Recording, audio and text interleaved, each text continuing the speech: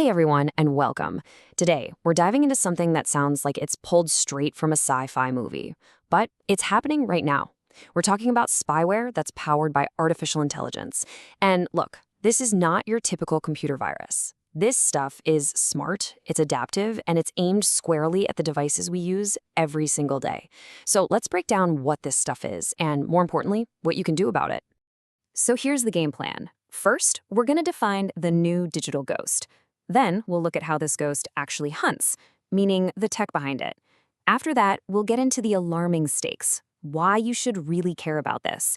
And then we get to the good stuff, building your own personal firewall with steps you can actually take. And finally, we'll wrap it all up with how to stay ahead of these shadows. But before we get into all that, let me just ask you something. I want you to stop for a second and think about your phone. Yeah, the one that's probably in your hand or on the desk right next to you. How private do you really think it is? Just let that question hang in the air for a moment as we get started. All right, first up, the new digital ghost. You can't really fight an enemy you don't understand. And we have to be clear, we are not talking about the kind of malware we dealt with 10 or even 5 years ago. And trust me, this is a whole new ballgame.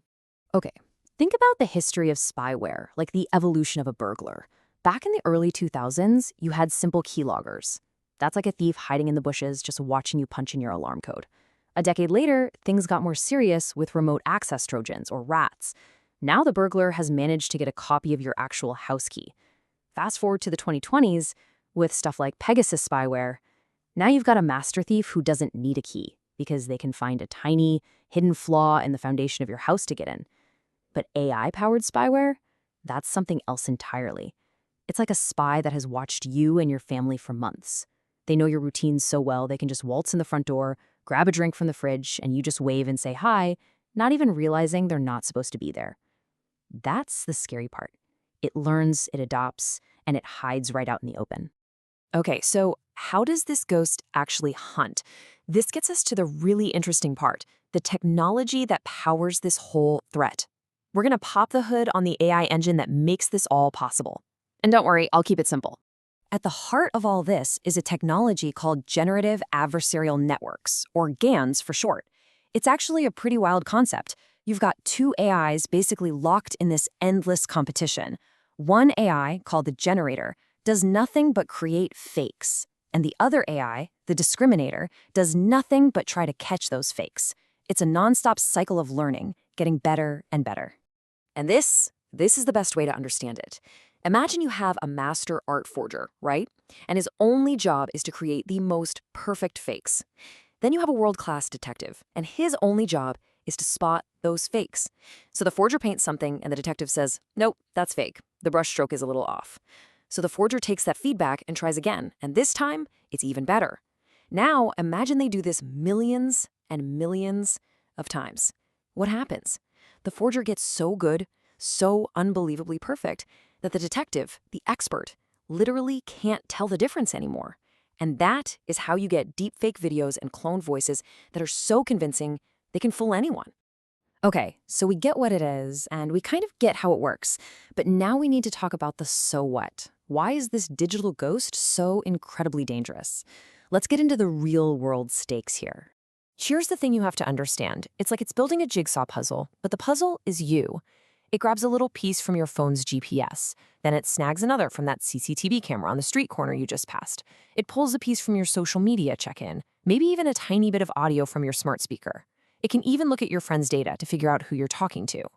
Individually, each piece is, well, it's pretty meaningless. But when an AI puts all those thousands of little pieces together, it doesn't just get a picture of you. It gets a high-definition, real-time movie of your life, where you go, who you see, everything. And the danger here, it goes way beyond just being watched. This quote from the Rand Corporation really nails it. It talks about the liar's dividend. Think about what this means. It means a guilty person can get caught red-handed on video and just say, nope, that's a deepfake. And people might believe them. This technology doesn't just create fake things. It gives people a tool to deny what's actually real. It basically poisons the well for everything, eroding our trust in what we see with our own eyes. And look, this isn't some far-off, futuristic problem. This is happening right now, with real money. In one case, the price tag was $50 million. $50 million. That's how much was stolen in one single attack. Scammers used AI to whip up a deepfake video of a company's CEO. It looked like him, it sounded like him, it was him as far as his own team was concerned. He told them to make a transfer, so they did. 50 million bucks. Poof, gone. All because an AI was good enough to fool people who were trained to spot this stuff. Okay, that was pretty heavy, I know. But the point of this isn't to scare you, it's to prepare you. So this next part is all about taking back control. It's time to build your personal firewall. And I'm going to give you a concrete plan. The single most important idea I want you to walk away with is this: zero trust security. The motto is super simple. Never trust, always verify. Here's the difference. Normal security is like having a big, strong lock on your front door. That's great. But zero trust, that's like having a bouncer at the front door and a bouncer at your bedroom door and one at the kitchen door. Before anything gets access to anything else, it has to show its ID and prove it belongs there every single time. So what does that look like in the real world? Here are the first 3 things you can do, like right now. First, update everything. Your phone, your apps, all of it. This is non-negotiable, people. It's like putting the best locks money can buy on your doors and windows. Second, fight AI with AI. Get a good modern security software that uses AI itself. Think of it as your smart alarm system that knows what unusual behavior to look for. And third, encrypt your conversations. Use apps like Signal that have end-to-end encryption. It's basically like speaking in a secret language that nobody else can possibly understand.